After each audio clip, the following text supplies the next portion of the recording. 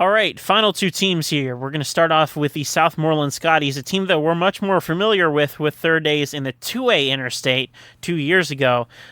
They got a wealth of experience coming back, especially on the offensive side of the ball.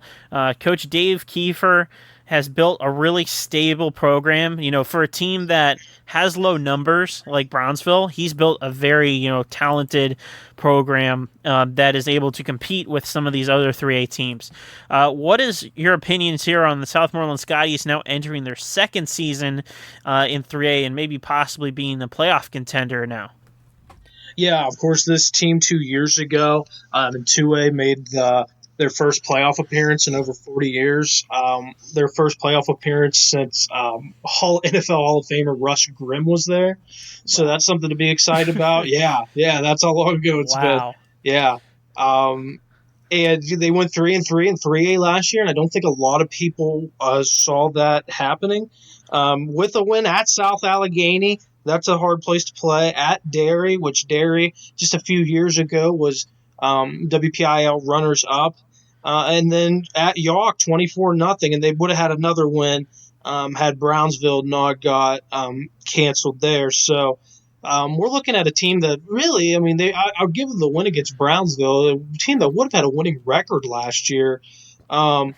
It wasn't that bad a game against Elizabeth Forward to end the season, losing 35-19. They return a lot of talent. Anthony Govern is the one I look at, senior quarterback. Noah Phillips, senior running back. Anthony Stewart, another senior running back to lead the way. Very senior heavy is this team. And this Scotties team could sneak into the playoffs here at 3A and make it, didn't go without a playoff appearance for 40 years, and they might just have 2 and 3 seasons now. Yeah, that big loss for them is going to be losing, their quarterback from last season, Riley Cernuto, a guy that was able to lead them to the playoffs 2 years ago. But Anthony Govern coming over from the tight end position, at quarterback, having that continuity there is exciting. Having Noah Phillips, who, I don't like very much because he transferred from Fraser, but aside from that, I like his talent, and I like that, he's one of the more talented running backs in this conference, and I feel like that's going to aid Southmoreland if they have aspirations of cracking that top 4.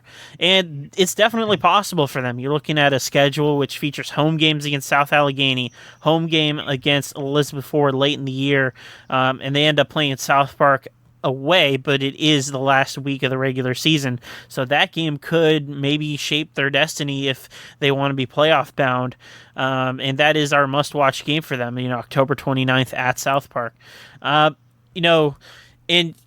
just a little bit of a final discussion here. We've talked about historically, how bad or inconsistent Southmoreland has been, 40 years, no playoffs, but how good is it right now that Dave Kiefer has built such a stable, low numbers program in 3A versus, you're looking at another team that transferred from that same conference last year, coming over from the 2A Interstate in Brownsville, and that's a team that has not built that stable program. So just how impressive is it that the Scotties are even in this position to begin with?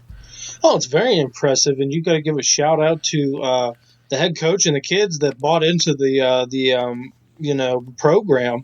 And they want to be perennial playoff contenders now, and I think that's what they have here in Southmoreland now. I will say one thing, look at their schedule. Their non-conference schedule is not easy whatsoever. Hosting McGuffey, the defending Century 2A champs, at Laurel Highlands. They'll get a taste of Ronnie Gallagher the third there.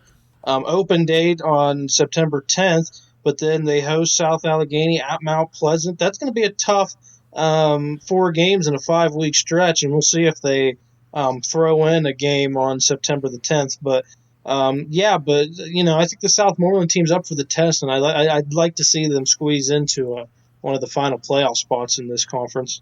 Yeah, don't forget the Derry Trojans on October 1st as well. That's also kind of a tougher out-of-conference game that they were able to pull off last season.